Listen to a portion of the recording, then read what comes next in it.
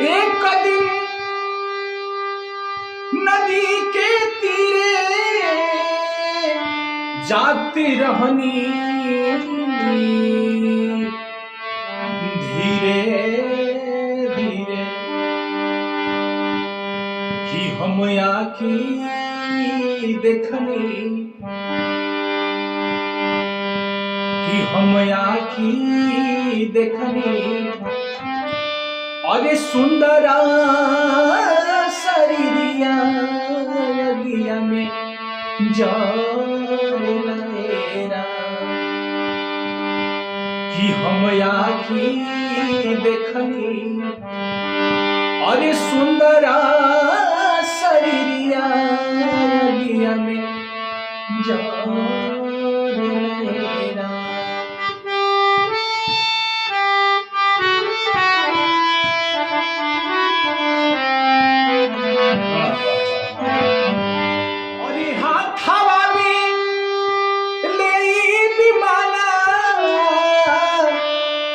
घाटी लैले चार जना कि मुहावा में अगिया कि मुहावा में अगिया अरे अपने जमल का मुहावा धर लेना कि मुहावा में अरे अपने जमल का हवा धर लेना। अरे एक दिन नदी के तीरे जाती रहनी धीरे धीरे कि हम आँखी देखनी कि हम आँखी देखनी अरे सुंदरा शरीरिया अगिया में जलेरा कि हम आँखी देखनी अरे सुंदरा शरीरिया अगिया में जलेरा।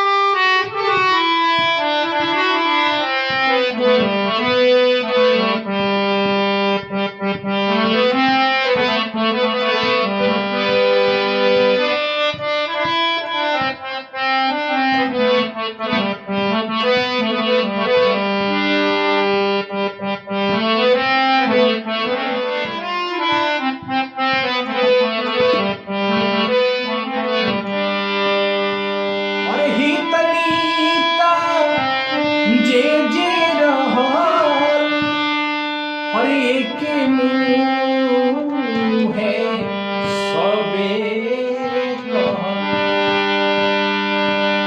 और ही तनीता जे जे रहल और एक मुँह है सबे कहल और ही तनीता जे जे रहल एक मुँह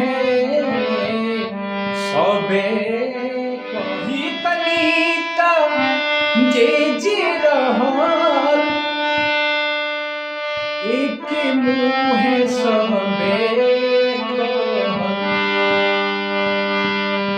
अरे ही तनीता जे जे रहल एक मुँह सबे ही तनीता जे जे रहल एक मुँह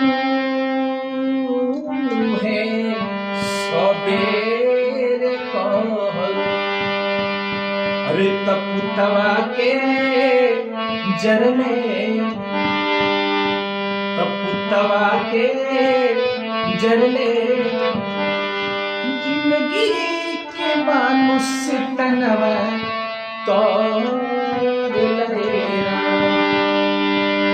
कि पुतवा के जरले अरे जिंदगी के मानुष तनवा तोर लहेरा अरे एक दिन नदी के तीरे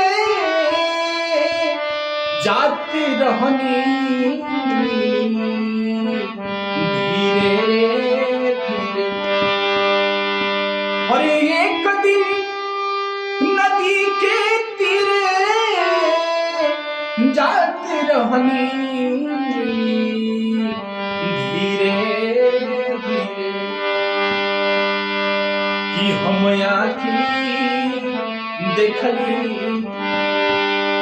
कि हम आखी देखली अरे सुंदरा शरीरिया यदिया में जर लहेरा कि हम आखी देखली अरे सुंदरा शरीरिया यदिया में जर लहेरा कि हम आखी देखली अरे सुंदरा शरीरिया यदिया में जर लहेरा।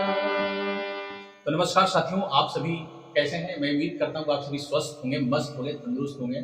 तो साथियों, आप मेरे चैनल पर साथियों नए हैं तो मेरे चैनल को सब्सक्राइब कीजिए और मेरे पेज भी है सिंगर किशोर बाबू, पेज को भी साथियों फॉलो कीजिए। आप मेरा वीडियो देखते हैं, कमेंट करते हैं, बहुत अच्छा लगता है। ऐसे ही आप मेरे वीडियो को देखते रहिए, कमेंट जरूर कीजिए साथियों। मैं इंटरटेनमेंट के लिए थोड़ा सा अपना वीडियो बना लेता हूँ और आपको अच्छा लगे, आप कमेंट करते हैं इसलिए। तो दुनिया में कुछ नहीं है साथियों, बस यही है, 2 दिन का मेला है और सबको एक दिन यहाँ से जाना है। इसलिए आप सुनते रहिए मेरे गाना को और एंजॉय कीजिए। ज़िंदगी में लाइफ में और कुछ नहीं है, बस साथियों मस्त रहिए, बस। धन्यवाद।